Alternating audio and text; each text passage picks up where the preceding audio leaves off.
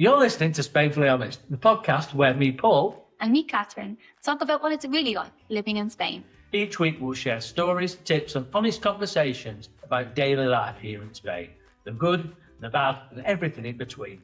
Whether you live in Spain or you're thinking about moving or you just want to know a little bit more, you're in the right place. So grab a coffee, get comfy and let's get Spainfully Honest! Hello and welcome to episode 38 of Spainfully Honest. And this week we're going to be talking all about visas in Spain. Yeah, visas in Spain. This is a big one, isn't it? Yes. There's a lot of people talk about it. There's a lot of information in different places. Yeah. So we sort of thought, well, we can cover those a little bit, the most common ones, but there also are a lot more different ones that aren't as obvious, but could be really useful. Exactly. So that was the idea behind this one. Yeah. So it's not really how to get your visa because that's more a specialist subject. We kind of dip into it a bit. Yeah. But it's more about like a positive way to look at visas because you might be thinking, oh, there's only these two types and I don't fit into either of those groups of people. And so, I'm never going to be able to move to Spain. This is kind of like to show you that there's different paths. Yeah. And also variable paths. So you can start on one and change to another. Exactly. Yeah. Yeah. So that's it. And hopefully it's a bit of fun as well. Yeah. It always is. So anyway, Catherine, how has your week been this week? Really good. I'm trying to think of something that's happened. Now, much as a normal week, I've been working at Murcia Today. I always say Murcia Today, but it's Spain Today online. Spain Today online. That's right. And Murcia Today, obviously, because I'm based in Murcia, I do a lot of my writing for that website. I've been working away, and that's really it. I can't believe how fast February has flown. We're already in March now, and it's crazy. And it's still not really warming up. I put out some forecasts, some 30-day forecasts, and for another 2 weeks, it's still not mixed, fantastic. Isn't it? Yeah. But then I looked back, I thought, is it bad compared to what it was? And when I looked at March last year, effectively, it's virtually the same. March is always mixed. I was going to say, because we've got Max's birthday coming up. And around Max's birthday, it's always, it's never one of those days that you're guaranteed to have sun, and some years it's absolutely pouring out rain. Some years it's scorching. When you go back through his pictures, like it varies. Yeah. And Max always, for some reason, I think it's because it's kind of the feel of spring just being in the air, It's like, even though the weather is still mixed, it's like, it is warmer. It is like it's sunnier. generally warm. Yeah. So it's kind of like that springy feel. And so Max always asks for a barbecue for his birthday. So some years we're in the garden, and some years Alex is in the garden in the pouring rain, and we're all in the house. Yeah.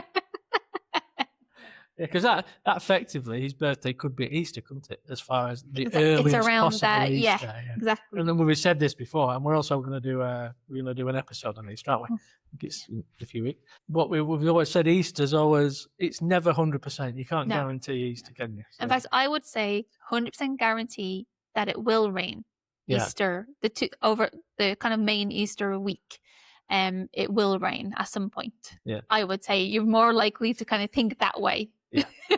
Think like that. Then you'll only be pleasantly surprised, don't you? Exactly. If it's sunny. Yeah. And how was your week, Paul? Well, I guess same as you, really. I've really done a lot. The weather doesn't help, does it? Because it just stops. I've got things I want to do. I've got like a back terrace where I want to paint it all, but I'm not going to bother until you know it's going to be all right. Yeah. So I've been doing a lot of curries, cooking curries. I found like a wholesaler of spices. Well, I've always known it's there, actually. I've just never been before. It was brilliant. It's so cheap. So that near Balsicas. I was going to say that one that, it's part of a restaurant group, but what they do is, which makes sense, they sell it wholesale as well. Well, not wholesale. I mean, anybody can go in there. Anyone can go. Like, a kilo bag of spices, like €3 or €4. Oh, wow. Yeah, it's really cheap. Yeah, love it. So I've been doing that. I've been sort of studying the weather to try and find out, because the markets are starting to come up. I'm trying to work out if they're going to be good or not. And like I say, this next, so the whole of March is like 50-50. Reckons about 14 nice days and then 14, 15 mixed days. This week is going to be particularly bad, the week that we're recording this in. So it will have already happened, obviously, by the time you're listening to this. But it's like the first week in March. Yeah. It's strong winds and it's going downhill from there. It's I think it was about the 17th of March. It looked like it was but it's still not, 20 degrees, not like you're 25. Like a scorcher. Yeah, and then also, when was it? What day were we on? Tuesday. Yesterday, I did my mum's padron for the new house. Brilliant. So that was great. Very straightforward. Because it's a new house, we had to go. Yeah. But it took 2 minutes. We did the appointment online, took the paperwork in with the utility bill and everything. Jobs are good. And you're a pro at it now. Yeah. For all the episodes. Excellent. The lady who went to see looked like she was going to be grumpy. She didn't look like in the best of moods when we were seeing her from a distance. Yeah.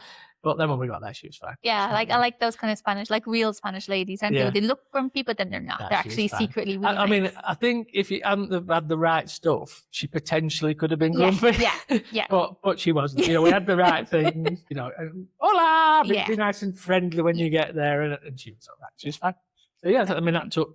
Well, the appointment was we booked it online. We got there at 9:00. The appointment was 9:30. You can't actually log in and get your little number until 15 minutes before. So they went back 15 minutes or 9:15, got the little ticket, and I think it came up at something like 9:35, something like that. And we were out in 10 minutes. Oh, brilliant. So that was great. Really good. Yeah, my experience getting padrons and updating padrons and all that malarkey has always been very straightforward. Yeah. As well. Like I say, I think it's something they want you to do. So I think it's a bit more user-friendly.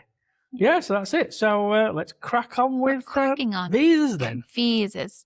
Okay, so as we said there at the start, there are some ones that are more well-known than others. So we're going to start with those ones, the ones that are well-known, and just speak a little bit about them. But really, there's a lot more. So we're kind of going to cover today about 15. Yeah, I think it's about 15. There might even be more than that, but ones that we could find kind of because we knew a little bit about them. Because if you first do a search, remember we first did the search for the visas, those main ones come up. Yeah. But I was like, I've heard of people getting whatever, this visa or that visa. And so we searched for those specifically. And of course, then the information comes about them. Yeah. So it's one of those things that you don't know what you don't know. So that's why we wanted to share a little bit about them. Yeah.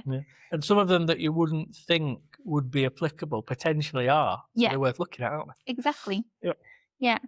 And so then at the end, we'll also give you the best way to find full information about each one. So maybe get a pen and paper for this episode and make some notes as we go along. There's also an important note. There used to be a big, very good visa, one that people loved. Yeah, it was the best one. Everybody liked it. Everyone liked it. And Spain were like, nah. We're not doing that anymore. Got rid of it. So that's the golden visa. So this one was really popular, but no longer applies. And that's the golden visa. It was cancelled on the 3rd of April 2025, so last year, as we're recording this. But if you did apply for it before that date and you sent in all your documentation again before that date, it will still be processed. If you already have one, again, you can renew it under the same terms and the conditions as the original that you got.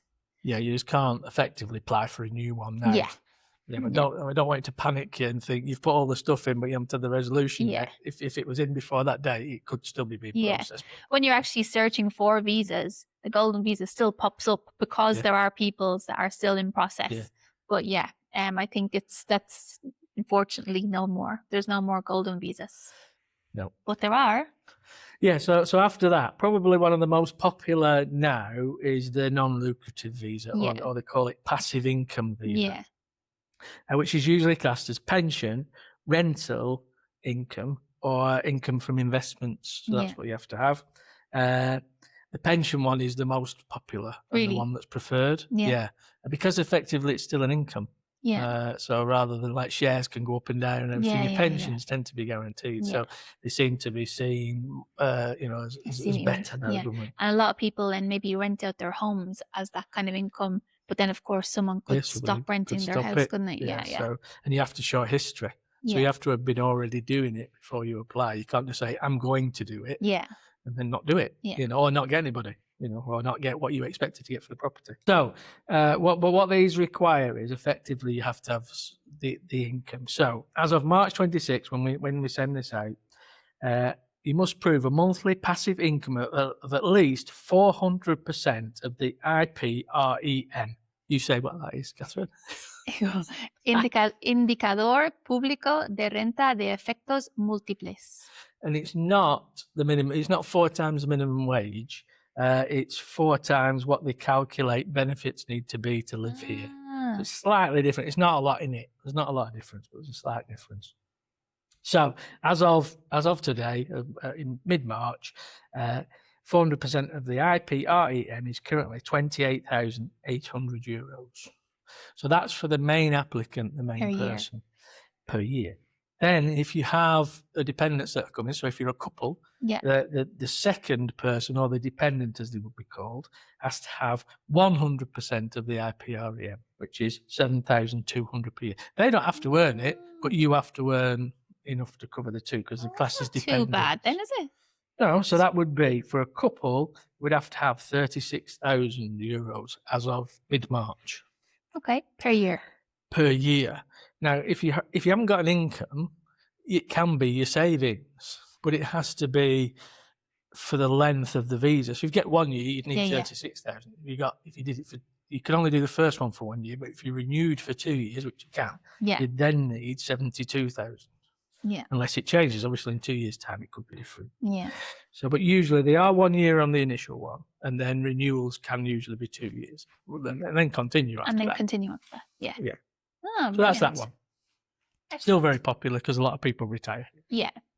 And as I say this, I see a lot of people, especially American people, because they must be able to rent their properties out for quite a high amount. So they seem to, I've seen somebody there the other day saying they were renting out their cottage. Now the picture, it doesn't look like a cottage. It's pretty big. Let's see what their house is like, if that's the cottage. They're calling it a cottage. The shed I rent out. And there was like $5,000 a month they were renting out this property for, big property. Yeah. And they were renting that out whilst they were over here in Spain, and that was basically that'd be fine, that was their income. But like I say, you would have to have a history of doing it. Yeah, you can't just say you're going to do it. You have to have done it, and probably for a couple of months before you move. So you'd have to sort yourself. Perhaps your contract. You know, if you got 2 months shown in your account and a contract for a year, that would count, because that's going to be over 36,000. Yeah. Yeah. Another one that's super big, and super big in both ways. People who are interested in it, but also Spain interested in people doing it as well. People, they really like this. I mean, maybe not so much Spanish people who are already here. They're not mad about the people who are on it, I don't think. I'm seeing a little bit of anti-digital nomad vibes. Well, I suppose they class it as taking their job.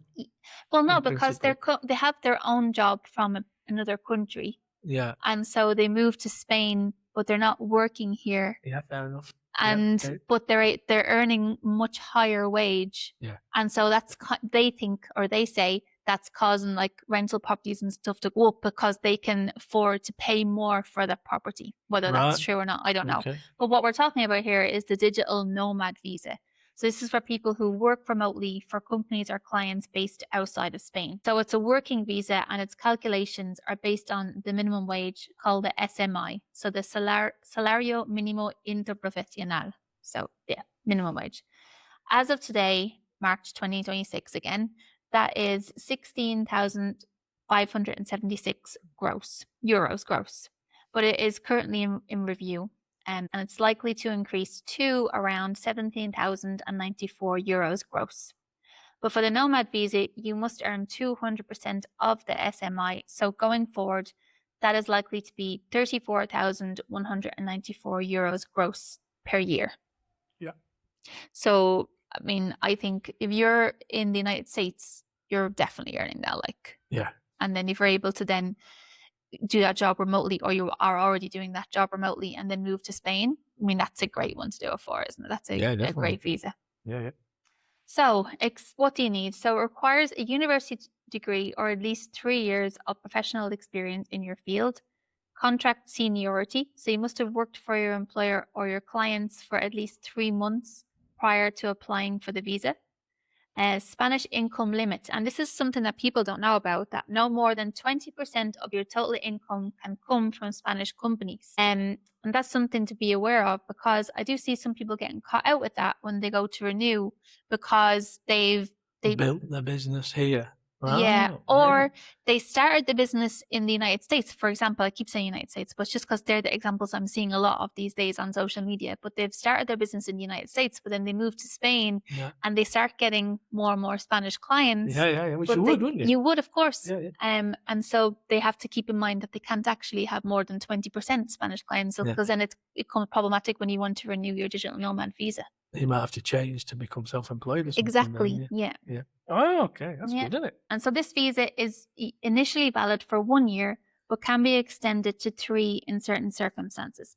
As I say, we're not going to go super in-depth, but I have seen people say when you apply outside of Spain, it's valid for 1 year at the start. But if you apply for it in Spain, you're here. If you're already here. So that might be something that, if you came here for another visa and then you went to get that visa next, if you're already in Spain, it might be, I think it's 3 years and then you renew. But anyway, let's just go with the basic one. So it's usually valid for 1 year, but can be extended to 3 in certain circumstances. But a good one, the digital nomad visa. Very good, the next one, it was more popular than it is now. And I think it's because the people who were going to do it have done it. And so the demand, is less. But in this, it's the family reunification visa. In 2024, it was the most common visa applied for. It's still very popular, but it was in 2024, it was the most common one. It can effectively be broken down into 3 types. So the general regime visa, which is where family members want to join a currently legalized Spanish resident. This is the most common and was really popular with Brits whose family members wanted to join someone who was already here before Brexit. So that's like a good way of getting over if your parents were already here or whatever. The marriage, this is good. People don't think of these things. The marriage or partner visa, where a non-EU partner wants to join a Spanish resident. So somebody that is a Spanish resident gets married, and the partner wants to come and live with them in Spain. You think most of them would have already done that, but perhaps not. There you go. And then a dependent visa, where a dependent person wants to join a sponsor, adopted kids, extended family, etc. But it's quite rare. On all these ones, the requirements vary depending on the circumstances. So, you need to, I would suggest you get a lawyer to help you with it. And, then start to create, your portfolio of it. At the end, there's a fantastic website, and it's a government website, and it links you to where you need to apply in your country, but it also breaks down in your language what each visa, the requirements are, etc., etc. And it does say on some of them you need to consult this one because it's very specific. And there are some we talk about in a minute that, we can give you the name of it, but you need to consult about the validity of it. But we put the website in the notes, and also if anybody wants to just send us an email to hello@spainfullyhonest.com and we'll send you the address for that. Yeah, I always put them in the show notes as clickable. So you could literally then go into the show notes and click on the link, and it will bring you directly to the website then. Yeah. Brilliant. Excellent. Okay, so that was, this is the last of the common This is the last really common one. Yeah. This is going to be super common, because this is the student visa. Okay. This one is more straightforward, as a lot of the required paperwork will be provided by the institution and is aimed at those enrolled in a recognized educational institution for more than 90 days. So basically, if you were going to do, like I did, Erasmus. So my university handled all of that. I didn't have to do anything. They set it all up for me and did it all, and I had everything that I needed to come. And I imagine they'll just be so used to doing it. They'll be doing thousands of them, won't they? They'll have a contact probably in the embassy or wherever it's all processed. They'll have all the correct paperwork. They'll know who it's to send it to. They'll have had every query that's ever happened ever. So they're really good. And then Erasmus itself, the whole, they're the ones who kind of coordinate it all. They're obviously, that's their only job, so it's really easy. Yeah. Well, I didn't do anything, so I imagine it's easy. So obviously what they'll look for, but just you can keep it in mind. So you need enrollment. So proof of acceptance into a full-time course, at least 20 hours per week. But then it's important to note that it does allow you, with the student visa, it does allow you to work. So it allows the holder to work part-time for up to 30 hours per week, provided it does not interfere with their studies. So if you started like not going to all your classes and so you were only going to university 10 hours a week, then your visa would probably be, well, they'd probably threaten you and say it was going to be revoked if you didn't start going back to class. If you wanted to go back, Financial support. So must demonstrate funds to cover living expenses, typically 100% of the IP or EM that we mentioned before per month. And this must be visible at the time of the application. So saying you are going to work for 30 hours per week would not be sufficient unless you had a contract in place in advance. The length of the visa is very dependent on course length, etc. Additional days have been added to the start and the end of the visa to cover relocation. Yeah, so yeah, you would have to, you were starting your university course like me. It was like the beginning of February. I had to came over like halfway through January and got myself settled, found somewhere to rent, and that was all covered. So that and like I said, if we were at the university, they'd help you with that. I didn't do anything, so yeah. And Erasmus, usually part of what they do is give you a certain amount of money as part of the whole program, so that kind of is already done, if you know what I mean. So your living expenses are more or less already covered, although not in the one that I did in Ireland. I think it's only in specific countries, but that's sometimes the case. Well, you may need, get a loan from your parents or something to show that it's in your bank, even if you don't touch it. Yeah. And you start working yourself, but you just need it to be there to show that you can cover that. Like sometimes parents can send through their wage slips to say that they'll be able to cover the living expenses of the student when they're there, and there's those types of options as well. Yeah. Yeah, that's it, right? So that is a good one. That is a great one. And a straightforward one. Straightforward. Particularly for younger people. Yeah. The ones that we've talked about, those ones previously, are the most common ones, the ones that a lot of people use. But now we're going to go into ones that are slightly different, but could be useful for you in your situation. So. You might never have heard of them before, and it might be just a thing you need to be able to start your application. So pay attention. So here we go. So we talked about the digital nomad one. Well, there is another one, and this is the highly skilled worker visa, which is Ley de Talento. That's it. Ley de Talento. Ley de Talento. Talent law. Or they also call it the EU Blue Card. This is for people with very specialised skills or very specialised degrees, and allows long-term work in Spain. So effectively, if you were something that was doing something really specialist, like, I don't know, aeronautical or something like that, you potentially could use that like degree. Engineer or anything. And it's unlimited in time. So the possibilities change as far as what they class as specialised. So I guess it's what's needed. If they develop part of the aeronautical industry and they don't need people, then you probably wouldn't get the visa. Yeah. But if it's in an area that does, is required, then at the moment it's a very good way of getting there. You can contact the consulates. So this is what we were just talking about a few minutes ago, and they give you an up-to-date list of what they're looking for or what the country is looking for. So you can look at that list and see if you fall into that correct category.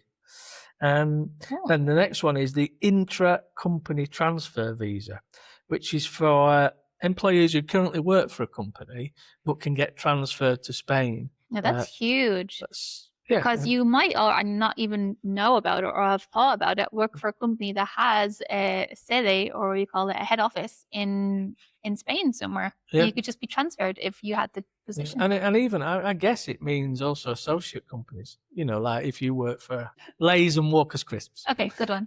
Potentially, have a look at their websites and see if they're certain. Because if you're working for the same parent company, potentially you could do that. And the other good thing about that one, again, is if you applied for the job internally and you got the job, the company would do most of the stuff for you, I guess. They're going to help you, aren't they? Yeah, so it's another good one. So have a look at that. If you are working somewhere, you fancy working somewhere else, just see if there's anything that they do in Spain. The only thing with that would be the head office might be in Madrid, or it might be so you're maybe not going to have your pick of locations when you move to Spain. Yeah. But there you go, you're still in Spain. Yeah, you're in Spain. It's a good start. Great start. Yeah. So that's that one. So that's the intra-company transfer visa. Right, the next one is the general work visa. Visado de residencia y trabajo por cuenta ajena. And this is where you've not necessarily been working here. It's not a company that you've worked for before, but they are requiring somebody specialist that you fall into you've got the qualifications. So it's them headhunting you. Yeah. Yeah, because now they have an obligation to try and find somebody in Spain, supposedly. So they would have had to have done that first. And I think they do have to prove that they've done that. Yeah. But if they haven't succeeded, or they really want somebody from the UK or whatever, then, that's another way of getting over here. So you get headhunted for what you've done before. You do see a lot of those positions because it'll be, maybe they want like a marketing, whatever, with native German or native English or native whatever the language might be. So that would mean that they wouldn't be able to be more difficult to find that person in Spain. So they would go to the... So I suppose a way to look for that would be on the Spanish job sites, the Monster and places like that, LinkedIn, to see if they're asking for international experience and do it that way around. Excellent. Yeah, that's another good one. This one, I didn't realise this was something actually until I started to read this. Seasonal work visa. So this is usually agriculture or tourism. These are quite rare now, as companies have had to prove that they need a foreigner to do the job. So where it was, if you're in a hotel that have a lot of English people, they have to first go through to find a Spanish person that can speak English. So they are rarer than they used to be. But something that requires a specialist skill, and I was thinking about this myself, like a ski instructor. You have to have a good level of skiability and skiability. You have some skiability.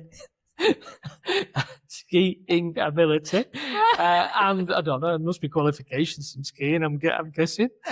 So if you've got those, you stand a chance. The other one I thought about as well is like boat captain and things like that. In the summer, they have here they have ferries and things, so you might be able to get it that way. And even like something like, I don't know, again going back to languages, you were a scuba instructor, but you were from Germany. I don't know, I keep saying German today, but anyway, just for a change, so it's not English, something like that even as well. And again, it could be that if you wanted to, you might just want to spend the summer in Spain. You might not want to move to Spain, but you don't even realize that visa exists. Where it's something to do with safety, and it is for international tourists like Germans, they're going to want you to be able to speak proper German. Yeah, like native. You'll often see it like shark. native. You want people to understand. What's the word? Big fish. With a triangle on a sharp teeth. You're going to want to be able to speak proper German, aren't you? I would if I was an employer in that situation. So there you go. Yeah, so if you've got some good skills, so that's good. And then the last but not least to do with work is the self-employment and entrepreneur visa or autonomous. The thing with this one is, this is one that a lot of people think they're going to try, but it does require a lot of detailed business plans. Yeah. You have to submit those. Yeah. And it's a little bit the same as when we're talking about why you don't employ a Spanish person, an English person. If you're applying to do something that there are thousands of people doing it, and a lot of them are nationals, the likelihood of you getting accepted is not very high.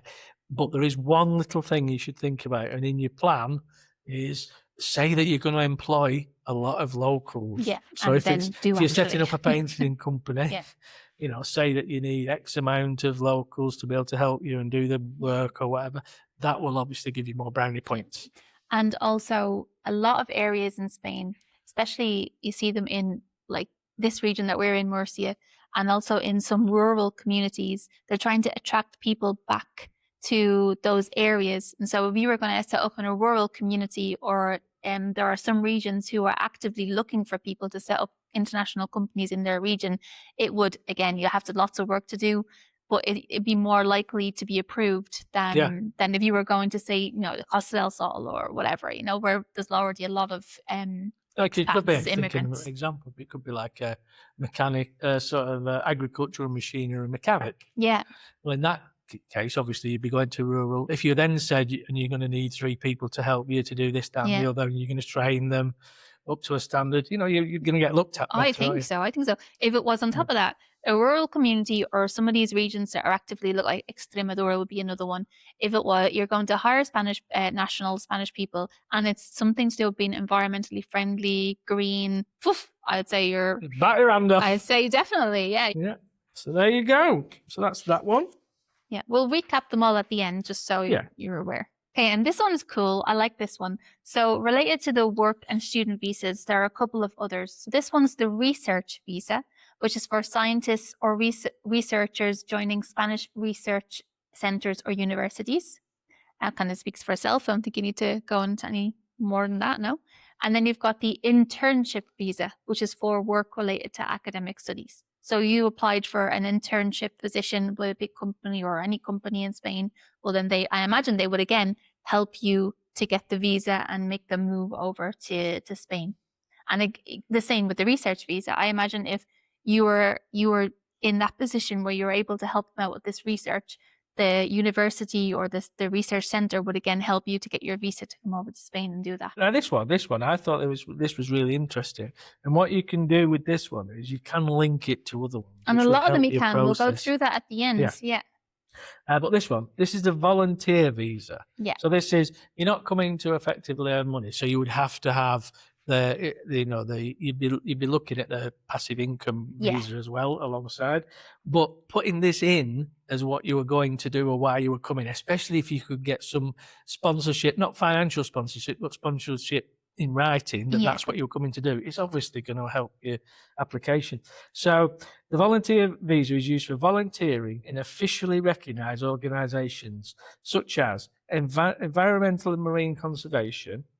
This is particularly popular in marine biology in places like the Balearic Islands and Tenerife, including dolphin and whale monitoring. Isn't that nice? Microplastic removal, beach cleaning and reforestation programs. Cool. Animal welfare and care, so supporting local animal shelters, horse rehabilitation centres, etc. The donkeys are popular here, aren't they? And greyhounds as well. And greyhounds, Education and social support, so teaching English or other languages in underprivileged groups, coaching football for youth integration, or providing art therapy for people with disabilities. NGO and community projects, assisting with community development, supporting cultural events, or helping with administrative and digital marketing tasks for non-profit organisations. Rural and sustainable development, assisting with eco projects, farm work, and helping in wineries.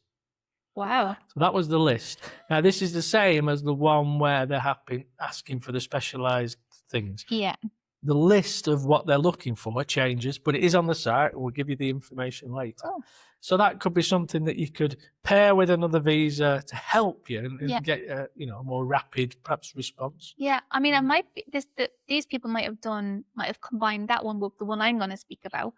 But I saw someone again on Instagram who came to Spain with the volunteer visa, and then from there they moved into other visas and stayed in Spain, of course. But they volunteered at a religious school.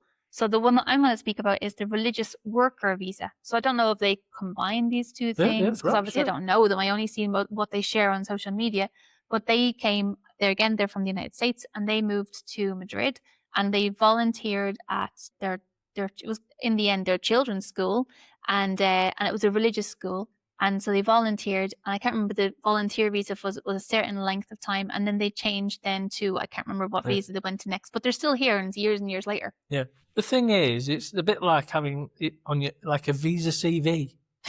So like if you're getting these different visa approvals and you're doing things and you're doing what's required in that visa correctly, it can only be a positive. Yeah. Can't it? Definitely. And then so let me see. So mine is religious worker visa. So which is for the clergy, missionaries, or other people working in religious institutions. So there you go. If you're working in a religious institution or you're a member of the clergy and you're a missionary and you'd like to move to Spain, there's the religious worker visa. Yeah, what's that? I mean, it sounds like it wouldn't apply, but there are, like, as I said, there's a lot of people over in the States that are involved in religious institutions, and that can be classed as a religious school. And then there's a lot of like those kind of places are in Spain as well, like American schools, religious schools. So it might sound like that's a stupid one, but actually it isn't. And also, as more people move here with different religions, the country's not going to be a specialist in that religion, so you're going to need help. So, exactly.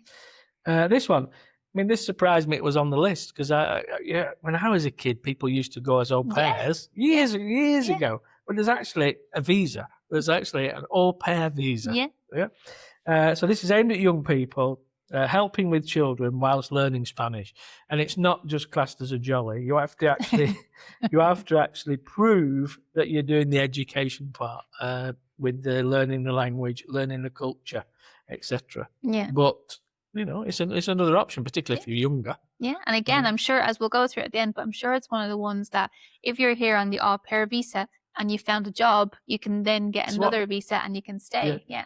And it's obviously determined by the family. So the family would have to give you a reference, and and they will say they specifically want a person from Germany because they want their children to speak German. We're very pro Germany today. Yeah, we are. We're just we're continuing the theme. English, Irish, doesn't matter. Yeah. So that's that one. So that's the au pair visa. Yeah. And this one's a great one. So this is the Cultural Artistic Visa, which is aimed at artists or performers, but it has to be for a specific event or events, such as a formal art display or a series of predetermined concerts, etc., like a tour or something like that. Yeah. So you'd have to prove that the dates had been booked, etc. I mean, that's a bit chicken and egg, I suppose. It is, yeah. Because why would you book it before you got the visa? But I think if you've got official destination, I think it's one of those that you will get. Yeah. But it's only specific to those dates. So you have to just spread them out. Yeah. One in October. First one is in Barcelona next week, and the second one is next year in Madrid. But we're walking between, so that's why we need such a long time. Right, now the last but not least of our 15 is the refugee and humanitarian visa. Now this one's a little bit above my pay grade to understand this, because this is quite complicated. Yeah. This is not something that you can sort of have information sort of readily available, because it's totally based on the circumstance of the person, where they're from, how they get in here, how they got, etc., etc. Yeah. That is something you need specialised help on. Like asylum seeker, really, isn't it? So effectively that's what it is. So it's the refugee and humanitarian visa. So it's not really one you can apply for. I don't know if people were being, because obviously you can never tell tone from when you see something written down. I've seen a lot of people from the States saying, would they at the moment qualify for... If it was for me, yes. Yeah. But, honestly, yeah. There's people who are maybe part of the LGBTQ community saying, would they be able to come to Spain as a asylum seeker, looking for asylum in Spain because they don't feel safe in the United States at the moment. Understand it, can't you? Definitely, and we don't like to get political, but anyway, just in case you were thinking. But again, thinking, it may be something that can be part of another application. Yeah, exactly. So basically, that's the basic information for the most common, plus some of the not so common ones that may be of use to you. But as we said at the start, now that you know that exists, then it could be oh, it's a path I didn't even know existed, to get to Spain. If we keep saying to get to Spain, it's if people listening to this podcast are obviously interested in moving to Spain, so it's helping you get your goal. Circumstances change, and so details may change as well. But for updates, Paul will give you the details of where to get the information, as well as listening to local radio stations such as Spectrum FM, newspapers such as the Euro Weekly News, or Spain Online Today, Spain Today Online. Keep saying it the wrong way around. Yeah. I do work for them. Murcia Today, all those we call them expat publications, I guess what we call them, but have loads of information that you can go and look for more information as well.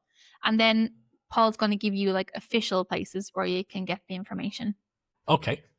Right. So this one is aimed at English people, but you can effectively change where you search by your nationality. Actually, ask your nationality. Okay. So what you need to do, and I've put this on the contents of this episode, so there's a thing there. You better click on that, will you? Not sure. I'll see. You can I'll type do my it, best. not copy and paste. But it's effectively, read that out, Catherine. Exteriores.gov. Is that what I'm reading? Yeah. exteriores.gov.es/páginas/index.aspx. Right. So if you type all that in, you'll come to a page. Now use the Google bar to change it to English if you're English, or German if you're German, or whatever, and then click on. So this is I'm reading it as English. Now click on Citizen Services. Then click on Consular Services. In the countries and territories, section, select your country. So in my case, I'd select the United Kingdom.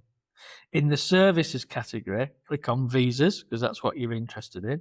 Select your branch. So it'll give you like the 3 locations in the UK, I think, London, Edinburgh, and Manchester. So you click on your closest. And then in the consular services selection, click on conditions de entrada España, so entry requirements for Spain. It didn't change to English, that bit. That's why I read it in Spanish. It's really important that you fill those boxes out in that order, because if you don't, it doesn't work. Okay. Then it'll give you, when you've clicked on all those 4, you like correct process, it then brings you out a full list of the visas with loads of information on each one. So you can go down and start to study each one and see which ones apply. Brilliant. Really impressed with it.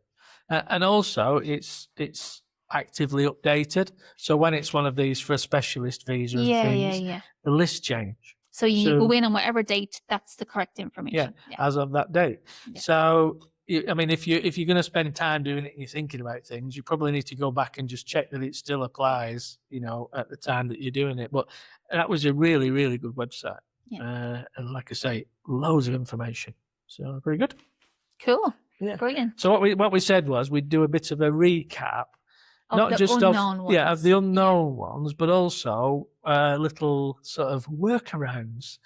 Yeah, that might be possible. Not necessarily a workaround. It's just like a path to permanent residency, I guess. Pathway to permanent residence. Okay, so we put together a fantabulous little table here. It's great, this. And it basically, so the original ones that we spoke about are the well-known ones. We're not going to go back over those. So student visa, non-lucrative visa, and the digital nomad visa. There's a lot of information out there about them. Yeah. Pretty straightforward. And you can just renew them. I mean, eventually you can go for permanent residence. Yeah. It's 5 years, isn't it?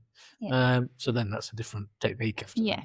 Yeah. So we spoke about the volunteer visa. So if you come over to Spain on the volunteer visa, you can switch to a work visa or a self-employment entrepreneur visa. So you came over on a volunteer visa, you're volunteering at, I don't know, a religious institution or whatever it may be. You end up, someone's looking for a job. But you might even get a job in the same place. Exactly. If you're good at what you do volunteering, they don't want to lose you, will they? So they might offer you a job. Or you decide to set up your own business and you go through all the process, and you can then switch to a work visa or a self-employment entrepreneur visa. Yeah. So it's not classed as a way of getting permanent residency. But it could be a move towards that. Exactly. Yeah.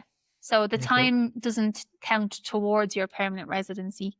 Yeah. But it's one that gives you a link to one that could. Yeah. Very good. Yeah. And obviously you have to meet certain criteria. The next one then we spoke about was the au pair visa.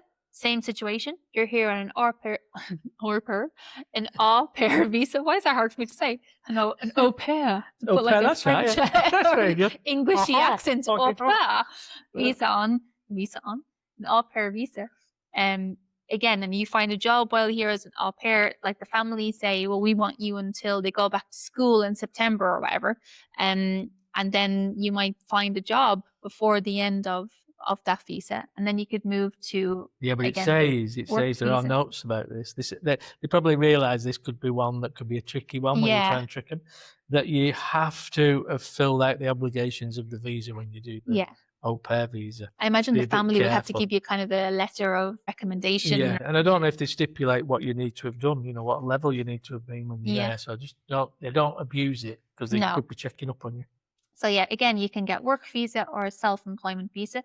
But again, with that one, doesn't count towards permanent residency, just gives you, again, that pathway to maybe in the future. Then after that, we've got the cultural or artistic visa. Same situation. So you can then link onto the work visa or self-employment visa. And again, same. So it doesn't count towards permanent residency, but is a pathway. Yeah. An example of that could be somebody that comes over to go on a tour, perhaps a singer or something, and sets up several holiday destinations. But then in one of them, the hotel or something says, well, do you fancy being our resident singer? You know, and then you get a contract that way. Exactly. So, good. Okay, these are the ones that are all pretty much the same, so I won't keep repeating myself.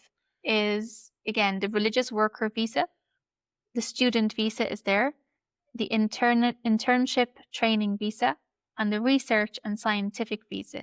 All of those, basically, you can go onto a work visa or a self-employment visa from that one. And none of them count towards your permanent residency except for the research and scientific visa. That does. So if you came here and did a research visa, then you were offered a job by whatever, the same institution or whatever, then it does count towards permanent residency if it's continuous. Oh, that's good, isn't it? Yeah, really good. So they've obviously thought a lot about you, a lot of you. Yeah. And want to employ you. That all the time you've been with them already counts. Yeah. That's very good. Yeah, very good. Oh, very good. Oh, And there you go. then we have the family reunification marriage partner dependent visa that Paul spoke about before. So you can remain or you can switch to, you can remain on this visa, of course, or you can switch to a work or self-employment visa. And again, that counts towards your permanent residency. You have to stay married. Yeah, you must. Can't just split up, because I guess that's happened in the past. Yeah, I'm sure. People have got married and then split up, and you have to prove that you're living together and that you're still in the relationship together. Do you think there's ever a time where people kind of break up but then don't get divorced just because they both want to stay in Spain? Possibly, yeah. Yeah, maybe. Yeah. Anyway, and then we have the ones that where we spoke about the general worker visa, the highly skilled visa, the self-employment visa, and the intra-company visas that we spoke about before. You can renew some of these, but then you can also switch between work visas. So you can just get the normal work visa as well. And then also counts towards your permanent residency. And then it just says, continuous legal residence counts towards permanent residency. So again, you can just keep renewing that. Yeah. So these are a good way of getting here in the first place, exactly. Aren't they? And some of them, effectively can really help you. Yeah. That's really good. Even the seasonal work visa. So it's the last one. So if you came here on a seasonal work visa, you were only planning to work for the summer. So like you were picking grapes, for example. Yeah, a lot of people did that back in the day, didn't they? You're in the grape picking season, but then there turns out to be a job in marketing at that company. Well, you can... Yeah. You can switch to a general work visa. Yeah. And then it says, once switched, the time counts as well towards permanent residency. It just says that you must have a qualifying job contract to be able to switch. So they'd have to give you a proper contract after your other one had run out. There you go. It's good. I mean, it makes sense from Spain's point of view, doesn't it? Not having to re-employ people and train them all again if you've got somebody good. Exactly. They've been here for 6 months learning the language and everything. Yeah, they've settled in and all that. So that's really good as far as, I think what it'd do for me if I was in the UK now, it'd make me start thinking about looking at Spanish job sites and things to see if there's anything that would be suitable. Yeah. And apply. What difference does it make if you don't get it? And not even that, but it's like it offers just hope, doesn't it? I think some people think they just concentrate on this one or two. Like I see people getting obsessed with this non-lucrative visa, trying to find a way to make it work for them. But maybe that one doesn't work for you, but maybe one of these other 14 does work for you, And I think the other ones are for older people, a lot of them, or experienced people. Yeah. Whereas, these ones are perhaps a bit more for younger people who want to try and come over. Exactly, like the seasonal work or whatever it may be, like student visas. And again, you see people who really want that, really try to go for that digital nomad visa, because I think as well, it's like all of this stuff that's been written about the digital nomad visa, it always comes along with these people like on their laptop at the beach, and it looks so thing, whereas in fact you can't sit on your laptop on the beach. It's just a picture that you take and then you go to an office because it's actually not comfortable because your screen's melting. Exactly. Yeah.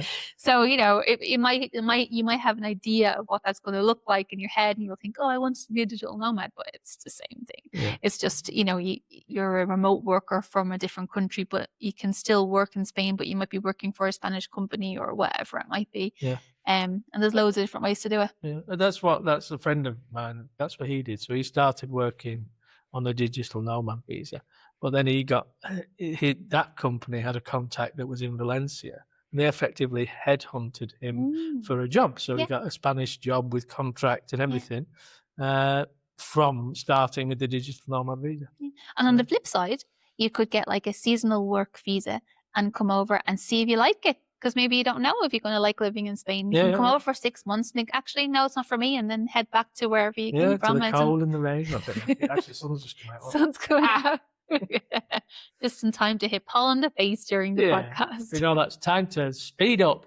You'll notice that Catherine talks a lot faster when the sun hits the side of my face. I think it's the reflection. It blinds. Time to round it up. Yeah. Well, enjoyed that. That was a good episode. I thought that was going to be a little bit, I don't know, deep.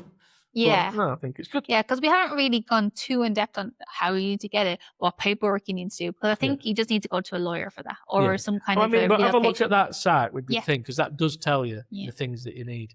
But we always say, you know, get a professional to help you. Yeah, and Chris, who is on this podcast, he's a relocation expert. He'll be really good for that. I see a lot of his content now on Facebook, and he does a lot of. He's really knowledgeable on visas and like the changes that are being made and all that kind of thing. Is they do, you know, a lot of things do change. Especially what's needed. I mean, what's happening in the world over these past couple of weeks, you could find that a lot of things have changed. Yeah. So yeah, go back. What episode was Chris? I can't remember what it's called. American in Spain, Thanksgiving in Spain. Yeah, it was around. Yeah, I'll put the link for it in the something.